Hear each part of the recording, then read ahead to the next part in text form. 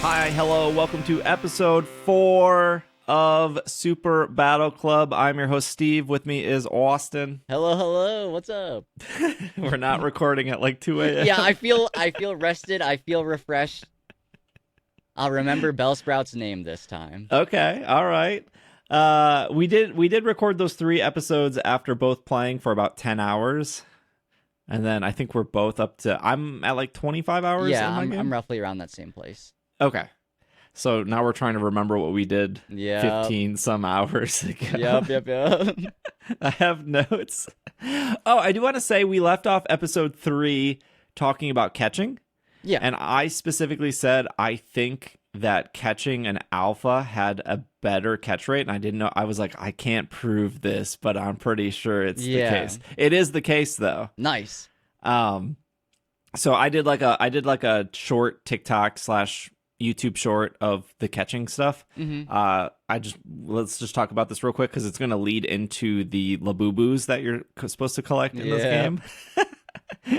And I think a lot of people appreciated that I pointed out that the clock is around your map. Yeah. But I will say, after you said that and I woke up the next day, I feel like I remember you mentioning that at some point in the past. Don't remember when, but I feel like I remember you saying that. But I'm glad you brought it back up because I had forgotten. Yeah. So like I think daytime is like 16 minutes, nighttime is 8 minutes. Yeah. And then if you're in a trainer battle, it pauses. If you're in an alpha battle, it does not pause. And that is extremely frustrating. That is true. Because I found a alpha Dedenne, not shiny, just a regular alpha Dedenne, and I was like, oh cool, sweet, I found it. And as soon as I started engaging with it, it was like Blood Moon came out and was like, yeah. No, because that same thing happened. I was like looking all over for a Halucha. I found an alpha one. Time switched and it's gone. It's so frustrating. Yeah. So I didn't get the Halucha, which I was a little bit bummed about, but what's even worse is when you're battling it and it's down to like 10 HP and then the time switches. Because you're so close. Yeah. It feels worse, yeah. So some real basics on catching. You do get a catch boost when you knock out a Pokemon. I think it's like equivalent to a Great Ball. So if you throw a Pokeball at a knocked out Pokemon, it's equivalent to like a Great Ball. There are still situations where, like the example I did with like Trubbish, if you get it down to like 10 HP and it's paralyzed, it's like an 80% catch rate or like 89% catch rate. And then if you just knocked it out, it's like a 98. Mm-hmm. So there is still a chance of failing. Obviously, Trubbish is a really easy Pokemon to catch compared to some other Pokemon. So you're still, with some Pokemon, maybe better off trying to get it down to red and then trying to catch it a couple times. I was having that problem with Eevee where I couldn't catch it after I had knocked it out, so I'm like, well, I'll just keep throwing Pokeballs at it. Eventually, I'll get it.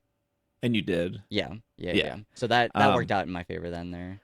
But with alpha Pokemon, I think it's a 3 times catch rate, so equivalent of using like an Ultra Ball. Okay. So it seems like they want you to knock out alpha Pokemon to catch them, and then just for the people who care about the shiny stuff, a shiny is also like by default built in to be Ultra Ball designed. So a Pokeball would be a Ultra Ball by default, which I appreciate. So imagine knocking out a shiny and you're getting that boost, but you're also getting the default Ultra Ball it's boost. Like almost guaranteed. Yeah, it would be really hard to fail a shiny if you were using an Ultra Ball on a shiny, because your Ultra Ball is going to be ×3. It's going to be ×3. The knockout's going to give you the boost. And then if it's an alpha shiny, you're going to get the alpha. It would be really hard to fail a shiny. Now, you can fail a shiny if you like scare it away, like a Badoo or like an Esper. But like some Pokemon, you can't scare away a Houndour. That thing is gonna it's gonna come and attack you. He's out for blood. Yeah. But there are the Labubus. I think they're technically called the Canari plushes. Yes. I think that's her name is Canari. Canari. They give you a red one at the beginning, which I think is for XP. Yes, I believe so. And for some reason, I thought the one they gave you at the beginning was for catching, but I think they mentioned that there was one for catching. Anyways, it's like the southern right part of the map where you can find the construction workers who give you the boo-boos. There's 5 of them. There's catching, experience, taking less damage, which maybe some people need, money, and then the mega shard, the shard, the mega stone shard ones. And they all cost 3 screws, and then you can upgrade them up to level 3. So it's 3 screws, 5 screws, and then 8 screws. So if you care about catching / maybe shiny hunting, everything I said about a shiny being like ×3 and knocking it out gives you a boost, and using Ultra Ball gives a boost. Also, the Labubu Canari charm gives you a boost on top of that. So that's the first thing I upgraded. Was I bought the catching one. Okay. And then I used my screws to upgrade it to level 3. And that's permanent. That applies to everything. The first one I upgraded was the experience. Oh, interesting. Yeah. See, I was scared of getting over leveled, so I left that one alone. I'm still dying. Okay. I'm still dying, so it didn't help all that much. Yeah, I was like, oh, okay, I can control. I don't want to be over leveled, but if I get the less damage one, there you go. I'll die less. Are you dying because Pokemon are attacking you? Oh, yeah. I'm trying to, like, catch something, and I'm, like, only focused on catching this one thing, and then other things are coming at me. And then, like, a Scolipede is coming through. Yes. Yeah, I upgraded the catching one first, and then I upgraded the money one. Yeah, okay. Because I was like, I don't care about I don't care about smashing shards right now, but I know that I think at one point the game wants you to buy all the Mega Stones, which I would anyways. I don't need the game to tell me that. Like, I'm probably never going to use a Mega Camerupt, but I'll buy the stone. Yeah, I'll buy the stone eventually.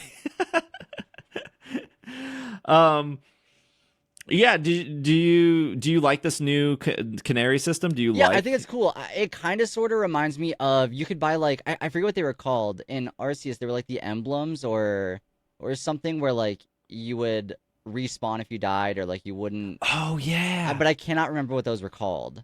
I never used them throughout my entire. I forgot they existed until you brought them up. I use these ones a lot more, but they feel a little similar, where it's like a little charm that can help you out on your journey. These ones are more permanent. In Arceus, they did disappear after. Yeah, they were like one-time use. But I like them. Yeah, I think, like, as you're exploring, you're going to be collecting these screws, which you used to buy them anyway. So you might as well, just as you play through the game, go buy them. Because, yeah, you're getting experience, you're getting better catching rate, especially if you're trying to complete the Pokedex. You might as well. Yeah, I like them. I think they're a really cool thing to have. The screws remind me, I'm sure they're supposed to be this, they remind me of the swords in Scarlet and Violet. Yeah, okay. And I liked that they're, I don't know, when I see the purple glowing, I'm like, how do I get that? Like, I stop everything I'm doing to be like, I want that screw. Yeah. So I think Pokemon has done a good job in that aspect of the TMs being yellow and then the screws being purple, and being like, those two things, I want to stop what I'm doing to go grab them. And then the red Pokeballs are like, whatever, they're fine. Yeah, usually just little items. And the red ones respawn, from my understanding. I don't know how often they respawn, but I'm not sure. I was told that you can't get like Dusk Stone or Dawn Stone until post game, and then they're available in the store. But you can find them in the red Pokeballs. Yeah, because I think I have a couple of them. Yeah, because I didn't know that Aegislash evolves with a Dusk Stone, because I've never used an Aegislash. Okay. So I'm like walking around with like a level 40 Dual Blade.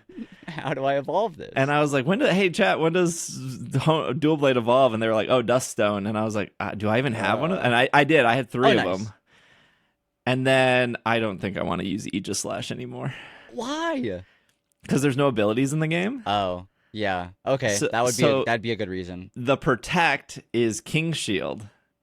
And so when you use King's Shield, it protects, which is like great, because I talked about on this podcast that like I love protecting. Yeah, protecting. It feels great. And so when it's protect, but it also lowers their attack when they hit you. So just like how it works in the game. So perfect. But when you get out of it, because it's a real-time battle, you have to wait for the animation of him to like reshift his shield. Yeah. And then you can attack.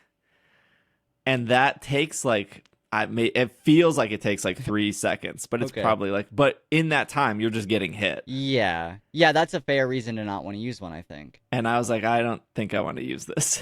That's unfortunate. But yeah. He looks cool though. Yeah, yeah.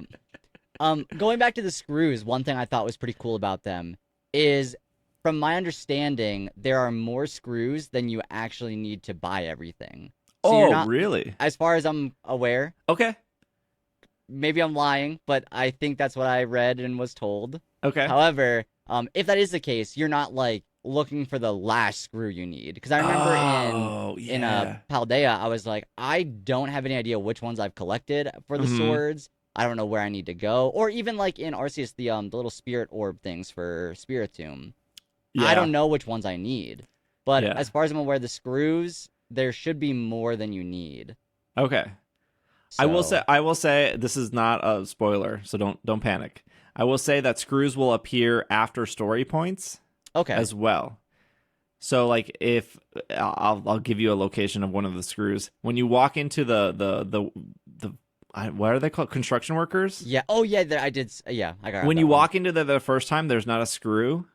And then at some point in the story, they add a screw There's a inside screw the in there. building. So you like all you have to do is walk in, and it's like glowing, and it's right there. It's like impossible to miss. Yeah, the big purple glow. But the first time I walked in, there was not a screw. So I don't. So they. I think some. I don't know if scaffolding changes throughout the game. I don't think so, because there are places where I'm like, oh yeah, I've been here. There's no items up here. Yeah. I know I've done this one, but I'm not sure. I feel like It doesn't help that all the buildings look the same in the game. So sometimes when Right, I'm down right. like a hallway or an Yeah. alley, I don't know. I'm like, I don't know if I've been here. this is just speculation. I don't know, and I've not noticed because the map, while the map is sort of small, there is a lot to it. A lot of alleyways, a lot of different places you can go, and it feels like they add more as you play. Like it feels like there's new ones sometimes. Yes. So, yeah. Yeah. We haven't really talked about any story stuff up to this point, but Austin and I were talking before this, and it's because like the story didn't, at least to me, you can correct me if I'm wrong. The story to me just kind of felt like, here's a bunch of characters that Yeah. you will maybe care about, and we're going to introduce them to you, and also here's a really long tutorial. And so I feel like the first story beat to me, besides like meeting all these characters, obviously I know Yep. stories is happening and developing, is the there's a rogue Absol, Yes. and here's a mega bracelet, here's a Lucario, do this battle. And this was exactly the battle we Yep. both did in California. So Yeah. that's where we're starting with story, I guess, is Yeah, I agree. A lot of it did just feel like build up. Here's a lot of stuff that you should maybe know about the world, I guess, where we're in. But until that Absol, there's not a whole lot of story. Yeah, I think the game does an okay job of being like, Naveen is really insecure, and Yeah. I can't remember the girl's name, the dancer girl. She Lida seems or Lida. okay. Lida. She seems very I don't want to say like bossy or pushy, but she seems very like outgoing. I think maybe that's the word. Yeah. And then your like opposite gender rival Mhm. just seems very neutral. Yeah. Yeah. I don't Yeah. know, supportive kind of. Yeah, like happy you're there, like Yeah. I don't know.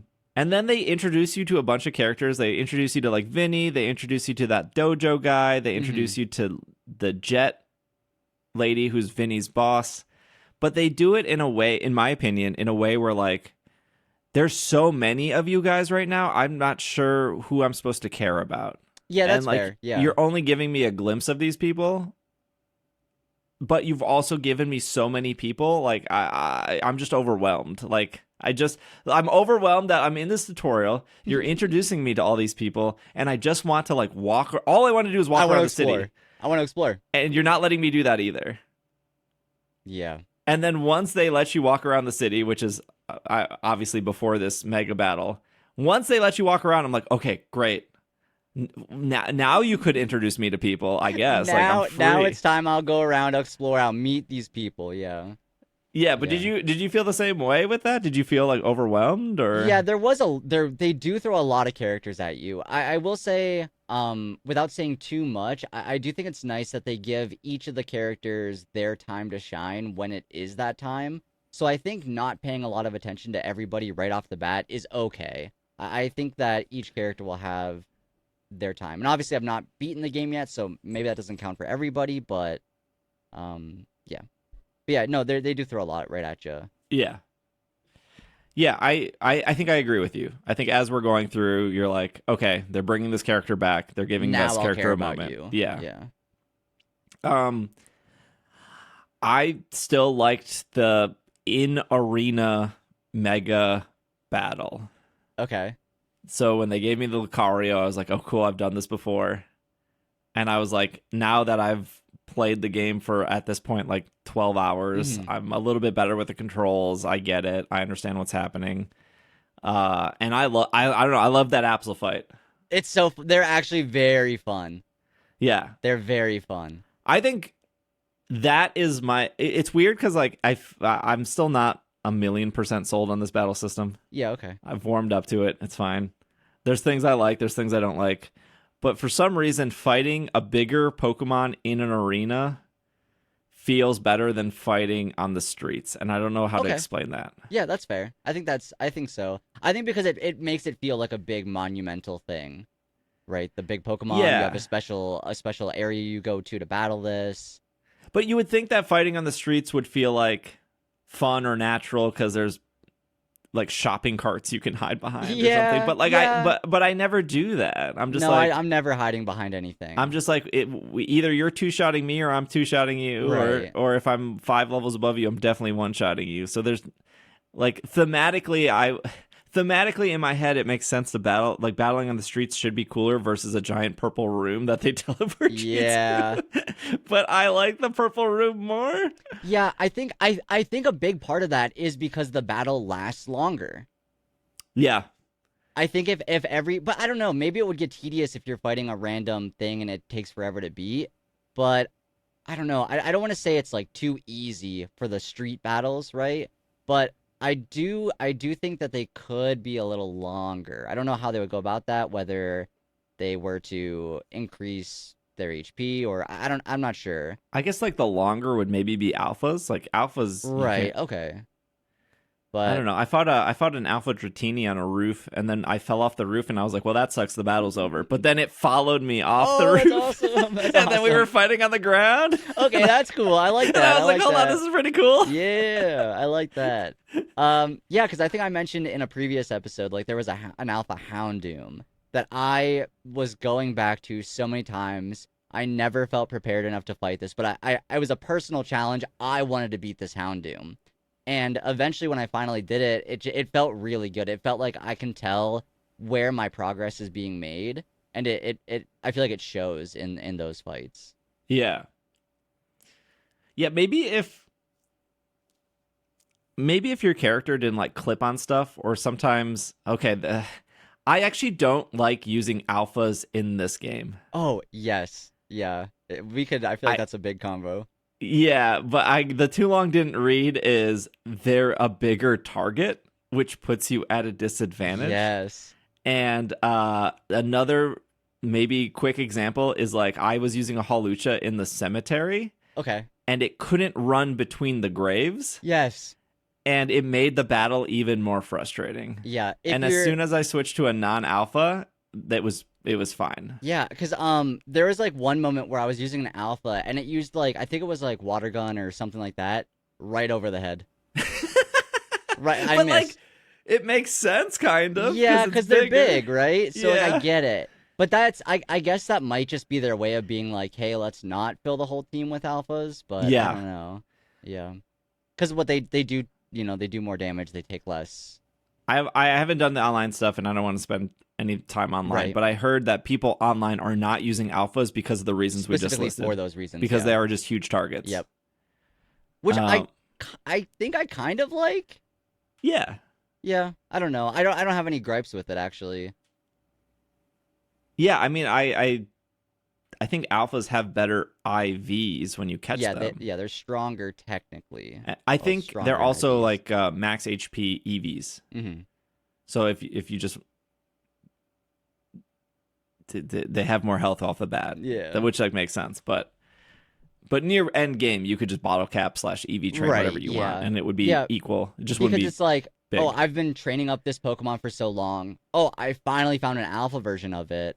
It doesn't make me feel as bad for not wanting to swap that one out and use the alpha. I'm like, Yeah, oh, actually, I still want to collect alphas to collect them, but I yeah, don't yeah, feel yeah, yeah. I don't want compelled to to like them. use them on my team. Yeah. Yeah. I don't know. It feels weird. Yeah, because I feel like in PLA, you kind of sometimes wanted to use alphas. They're strong. They're big. Yeah. But in PLA they would be PLA was weird because they would both be standing there because it would be turn based, and Yeah, then you it's the could like battle is run different. Yeah. around and do stuff. Yeah. I think it's an interesting way they tried to incorporate them into this game. I like that they're here. I love like accidentally running up on an alpha. I think it's so fun. Yeah. But yeah, I don't feel any pressure to want to use them aside from catching them and collecting them, I guess. Which is nice. Mm-hmm. I think there's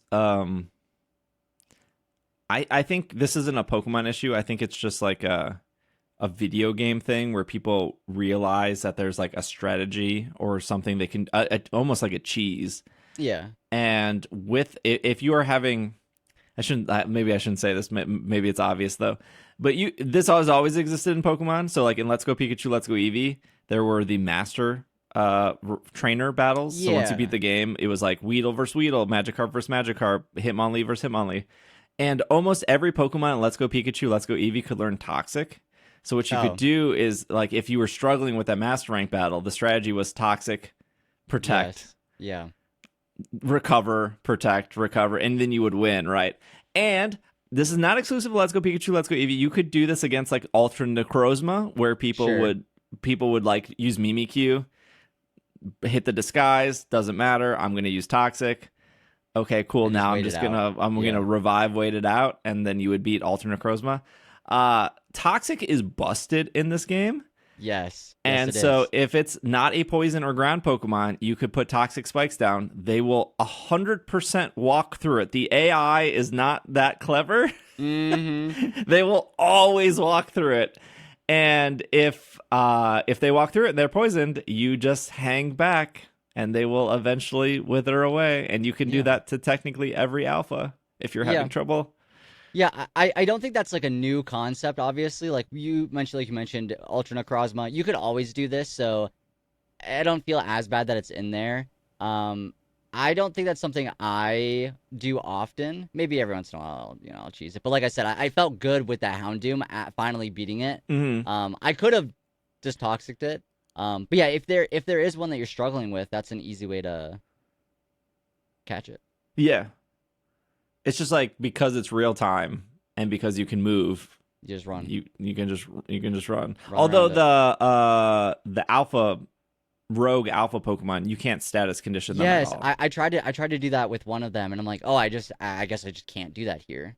Yeah. So I think this will be our last point before we wrap up. I think it's interesting. I think this is actually maybe a positive where once I realized that with the Absol or like any other of the future mega battles, I was like, oh well, my Greninja. Spoiler: I have a Greninja on my team. My Greninja has Toxic Spikes. This move is useless in these rogue alpha battles. Yeah, So I'm just going to change it because it's really easy to change it. very easy. And then when I'm done with the battle, I'm going to change it back to Toxic Spikes. And I think that's kind of cool.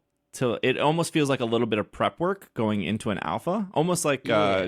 well, I don't know if people are doing much prep work walking into a gym. I feel like most people are like, here are my 6 Pokemon. Yeah, I'm just I'm gonna running go. this until credits. I Yeah. don't want to change it out.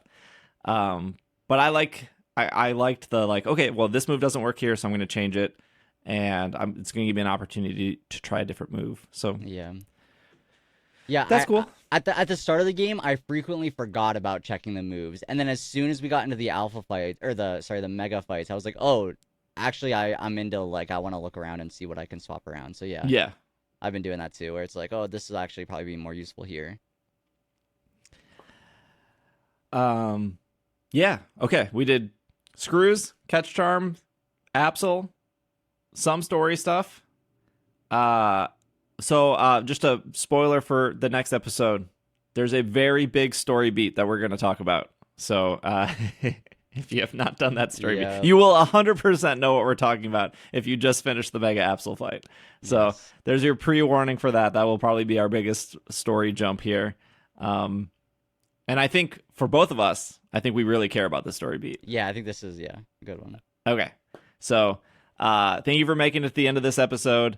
If you would like to support the show, patreon.com/PKMNcast. You get the ad-free versions of these episodes. You'll get access to the Slack. You'll get the bonus episodes that we do. You get all that for supporting. And yeah, thank you for everyone watching on YouTube, Apple Podcasts, Spotify, Stitcher, wherever you're listening to these podcasts. Thank you for making it to the end.